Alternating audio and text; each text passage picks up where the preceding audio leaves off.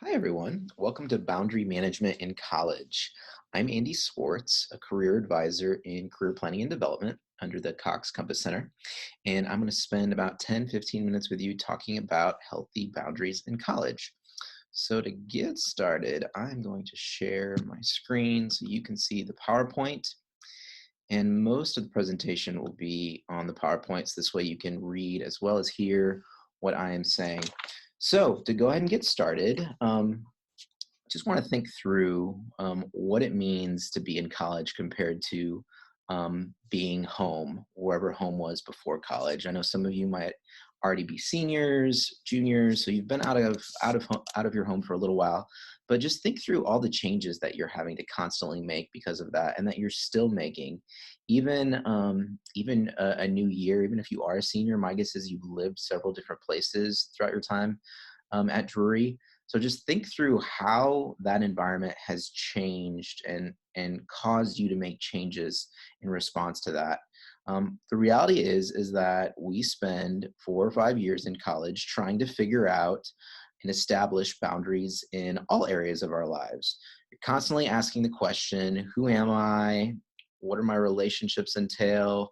My emotions, my dating behaviors, time management, values, all this and more is practiced in this new season of independence that students find themselves in. And again, that can change on a yearly basis, what that looks like.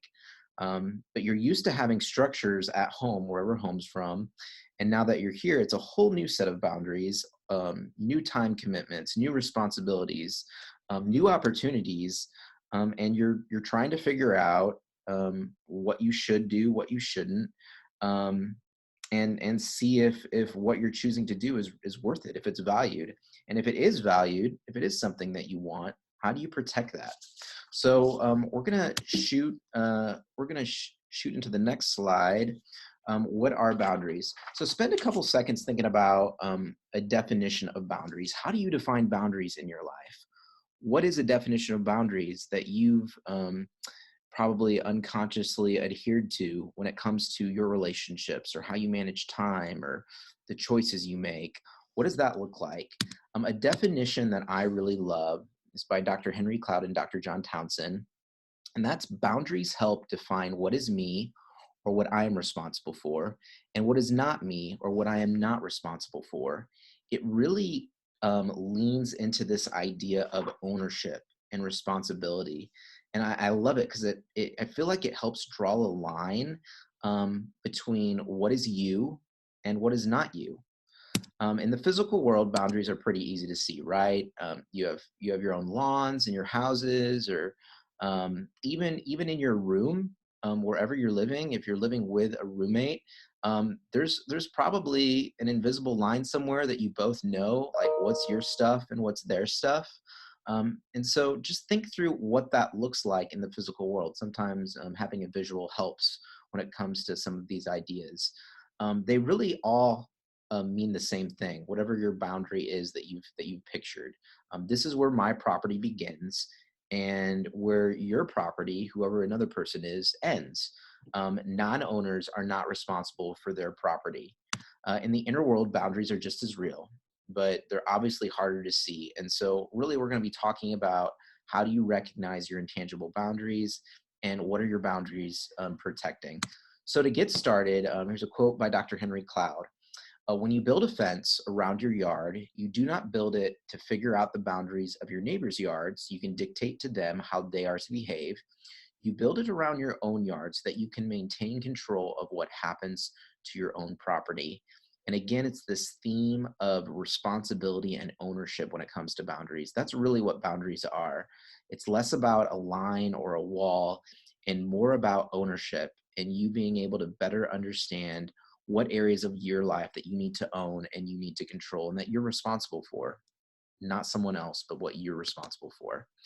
So, why boundaries? So ultimately, boundaries help keep the good in and the bad out. They're anything that helps you differentiate you from someone else. So, what are some examples of boundaries that you see in life? Well, there's a lot. Your skin is a boundary. It obviously helps keep your blood and your internal organs and all that in check. Time is very much a boundary. We're going to talk through that a little bit more later, and how you manage time appropriately. Your words are definitely boundaries. One of the most important boundaries out there is the word no. Being able to say no to things. I know that we've got some amazing students at Drury University, and you all want to be involved in 20 different things, and you also want to work part time, and you also want to help your roommate or your friends, and there's just so many amazing things that you all can do. But sometimes one of the most beneficial things that you could do for yourself and even others is to say no to things that maybe are taking up too much time, or maybe there's things that you don't need to be involved with at this moment, because you could stretch yourself thin and that could hurt you and other people. Emotional distance is a healthy boundary at times, especially if there's an unhealthy relationship or relationship that needs to be in check. Separating yourself emotionally. Other people are obviously boundaries. Geographical distance is a boundary. You're obviously going to have a different type of interaction with something depending upon where it's located. And then consequences. Consequences for actions are also boundaries. So being able to own not only your choices that you're making, but also the consequence or the effect of that choice is really important, because that's how you grow. That's how we all grow. So here's a pro tip. People usually have a mix of different boundary management capabilities. You could be really good in one area of your life and not as good in others, or that same idea could be really good in one setting, but not as good in another. So boundary management also just depends on the environment, on the setting, like we talked about. Whatever year you're at, I'm sure you've lived in different with different folks throughout your time at Drury in different situations. You've had different classes. They've caused you to change how you do things. That is all under the umbrella of boundary and boundary development.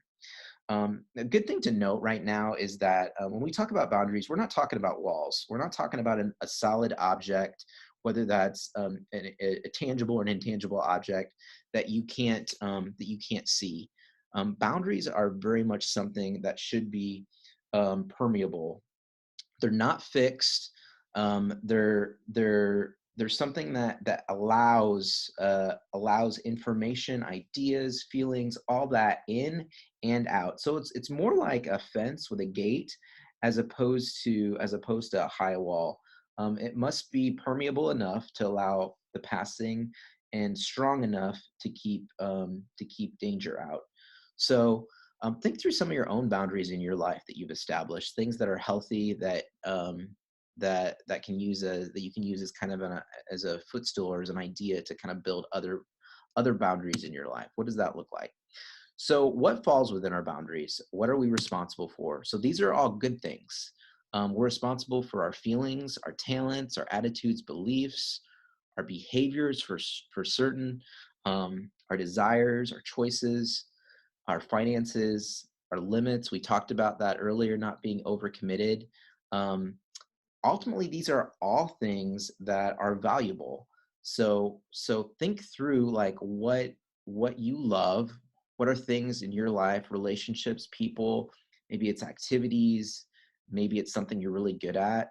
Those all fall within our boundaries, because our boundaries allow us to protect and take care of and grow those things that we most value. Um, so we need to take responsibility for all the above areas in our life or in our soul. Ultimately, it's things that have value. These all lie within our boundaries. And just to think through another example of what that can look like, if you budget regularly, which I would hope that you would, or that's a skill that you're developing, you know that you do that every month. And really, the simple reason why you do that is to know where your money's going and to tell it where to go, so to speak, as opposed to finding out at the end of the month that 50 to 100% of it went to Starbucks.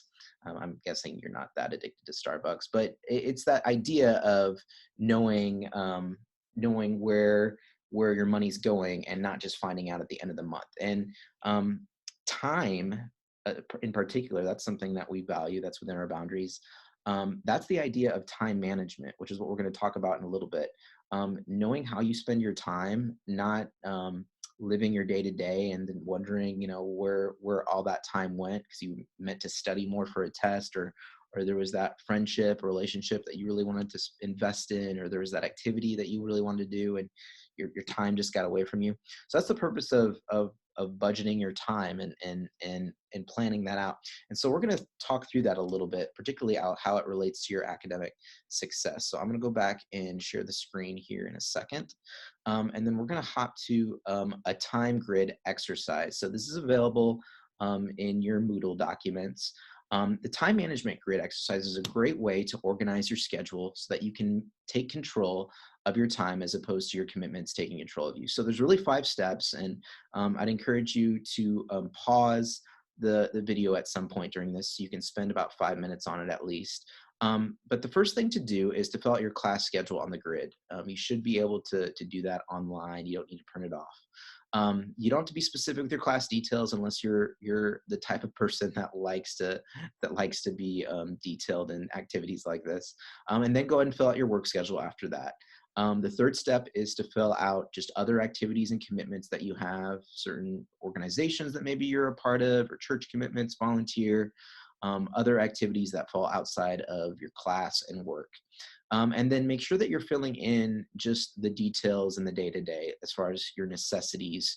So making sure that you have in there when you usually wake up, when you study, when you do homework.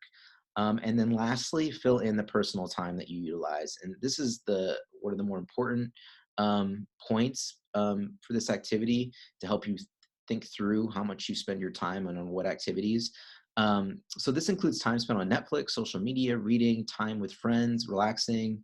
And so I'd encourage you to really be specific with this. If you find that in your day to day, if you're honest and reflect that you usually spend a lot of time on Netflix, list that out during or on the time grid. And again, that's not to say that step 5, the things that you're listing are bad things, but it's really, this exercise is not meant to be judgmental. It's meant to be reflective. So don't list out your day to day for this exercise as if you in a way in which you hope this is how you spend your time. List it out as how you think it actually is. And another fun pro tip for you, for those of you that are addicted to your phone, and I can fall into that category as well. There's, I think on a lot of phones, you can see screen time, and reviewing that, it's figuring out how often you spend looking at your phone and what you're looking, what types of things you're utilizing your phone for, may help you gain greater clarity on managing your time better as well. Okay, so with that, we have a few reflection activities for you. First question is, how does what you value, your goals, dreams, day-to-day needs and desires, really just those things that are inside your boundaries and what you're aiming for, how do they align with how you spend your time each week? And be honest about whether or not there might be an inconsistency. The next question is to connect the time grid information to your academic experiences. How do you decide what's of highest priority to you each day, each week, each month? How are you spending your time? How much thought do you put in prioritizing tasks? And why or why not do you prioritize certain things? So just think through that. It's a reflection question on prioritization. And then lastly, we often do the quick, easy, small tasks first, even if they aren't as high on our priority list. Why is that? What are maybe some things that you can think about relating to what motivates you to do certain tasks first or certain tasks last? And is that something that you need to maybe change, or is it fine the way it is? So answer these 3 questions and then be sure to upload your responses to Moodle. And then lastly, always want to give credit where credit is due. A lot of the information came through uh, reading material from Dr. John Townsend and Dr. Henry Cloud, as well as a few other videos that you can find online from their material. And then my contact info is below. If you have any other questions relating to boundaries, or if you want to talk about it more, I'd be more than happy to connect with you. I think that this is probably one of the most important topics that particularly a student can really invest in, is this idea of boundary development in college. If there is an area of your life which you're feeling disconnected in, I can tell you with a fair amount of certainty that there's probably some sort of boundary dysfunction in there, whether it's with a relationship, whether it's a family, whether it's you being able to manage certain emotions when you're around certain people or doing certain things. Um, Time management, all of it relates to boundary management. So I really would encourage you to spend some time thinking about it, and then let me know if you have any further questions. Thanks.